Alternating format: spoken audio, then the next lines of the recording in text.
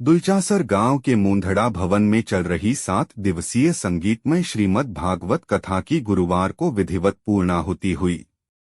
कथावाचक महंत सत्यानंद गिरी महाराज ने कृष्ण सुदामा की कथा का भावपूर्ण वर्णन कर श्रोताओं को भाव विभोर कर दिया।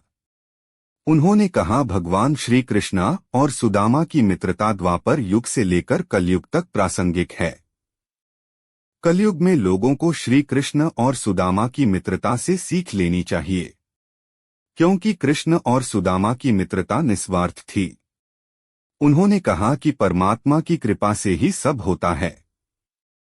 उनकी अनुमति के बगैर पत्ता भी नहीं हिलता। भगवान समदर्शी हैं, सबको एक नजर से देखते हैं। उनकी नजर में कोई अमीर गरीब नहीं है।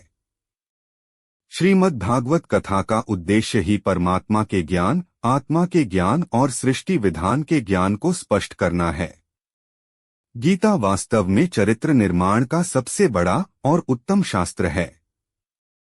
इसके माध्यम से भगवान ने कहा है कि चरित्र कमल पुष्प समान संसार में रहकर और श्रेष्ठ कर्मों से बनेगा, न कि घर बार छोड़ने और कर्म संन्यास क्रियाएं करने से।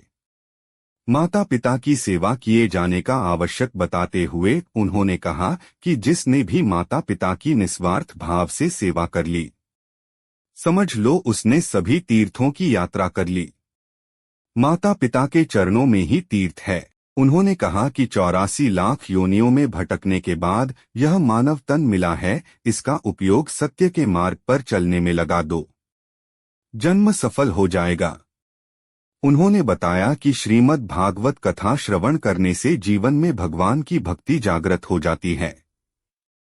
हवन के महत्व को बताते हुए उन्होंने कहा, सनातन धर्म में कोई भी धार्मिक अनुष्ठान हवन के बिना अधूरा समझा जाता है। हवन वातावरण को शुद्ध करने में महत्वपूर्ण भूमिका निभाता है। इससे आसपास में मौजूद नकारात्मक ऊर्जा समाप्त होती है और सकारात्मक ऊर्जा का प्रवाह होता है। आयोजन समिति के भंवरलाल मूंधड़ा ने बताया कि गुरुवार शाम को कथा की विधिवत पूर्णाहुति के बाद कथास्थल से शोभायात्रा निकाली गई, जो कि गांव के विभिन्न गली मोहल्ले से होते हुए संत जयमलदास जी मंदिर में विसर्जित हुई।